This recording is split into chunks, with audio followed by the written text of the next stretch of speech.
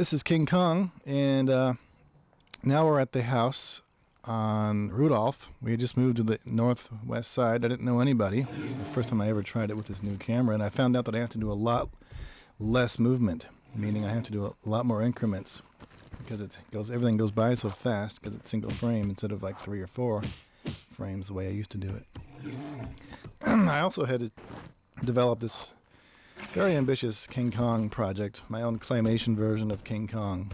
And Andy helped me build the sets. I had built an armature, and sadly enough, there's almost no photography or anything of it because it just, what happened was I joined the band. I got all big into drums, or returned to drums. I was actually in the drums for most of the 70s, second half of it anyway. This is actually my favorite animation I've ever done. It came together so well. I just remember being there for like 3 or 4 or 5 hours, whatever this took to do. All in one sitting. You can't stop once you start. You forget where you are. Occasionally, if you freeze frame it, you can see my hand getting in there a few times because you get really confused when you're doing this animation, whether you've taken a frame or not, whether your hand is in the way or not. But this is really good stuff.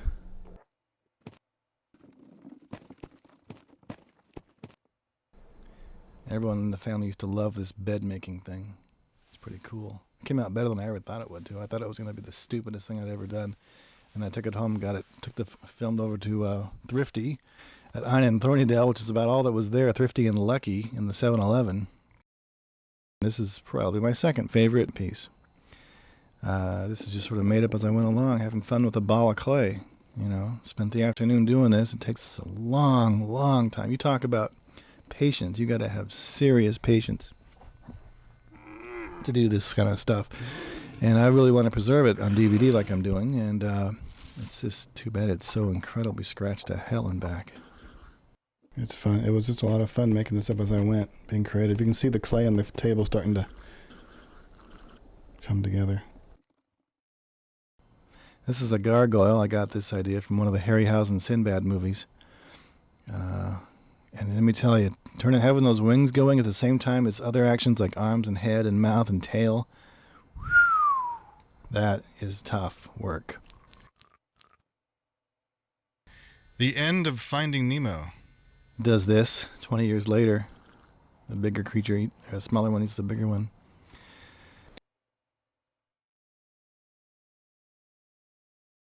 I started experimenting with a moving camera.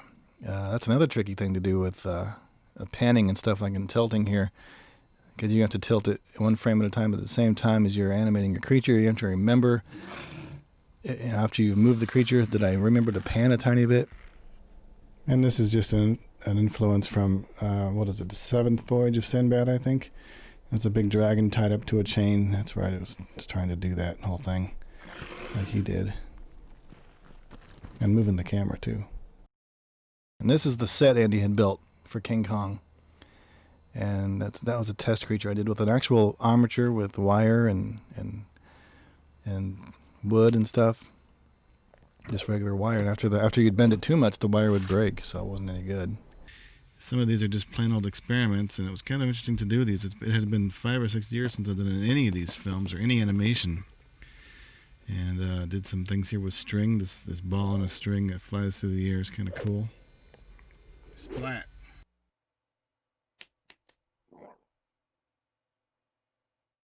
Yeah, I think this is the last one on this reel. This is the final project for this class, Intro to Film Production, and it's pretty good. I think I did a pretty good job with this, the animation and whatnot. And I can't remember actually if this is before or after we filmed Escapee, but definitely the same semester, I believe. This is the Arizona Smith house. You can tell by the grating on the stairway there. She's right where the henchmen and the evil priest met with that electric ball thing. It's on that same table, I would think. And I had the creature on strings. That was tricky animation. I never had done that kind of stuff before with anything flying through the air like that. You have to have it on strings, and it's a pain. Once again, my mom doing a really great job as my actress. Always tried to do a really good job in the acting and being scared and stuff.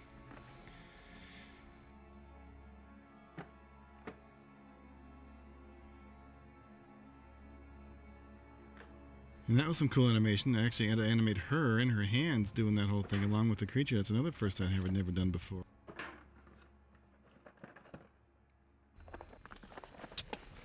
And then she calls 911 and calls the cops and has them, whatever, come get this creature. And notice the Camelot tape. That's her favorite movie of all time. Along with Alien and Tombstone. So, did I mention that it's May of 2004? That's the end of this reel. So long.